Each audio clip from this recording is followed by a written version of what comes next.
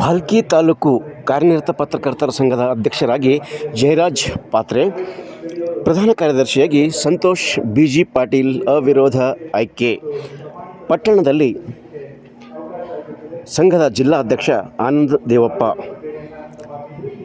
ಜಿಲ್ಲೆಯ ಭಾಲ್ಕಿ ತಾಲೂಕಿನ ಕರ್ನಾಟಕ ಕಾರ್ಯನಿರತ ಪತ್ರಕರ್ತರ ಸಂಘದ ತಾಲೂಕು ಘಟಕದ ಅಧ್ಯಕ್ಷರಾಗಿ ಜಯರಾಜ್ ಪಾತ್ರೆ ಮತ್ತು ಪ್ರಧಾನ ಕಾರ್ಯದರ್ಶಿಯಾಗಿ ಸಂತೋಷ್ ಬಿಜಿ ಪಾಟೀಲ್ ಅವರು ಅವಿರೋಧವಾಗಿ ಆಯ್ಕೆಗೊಂಡಿದ್ದಾರೆ.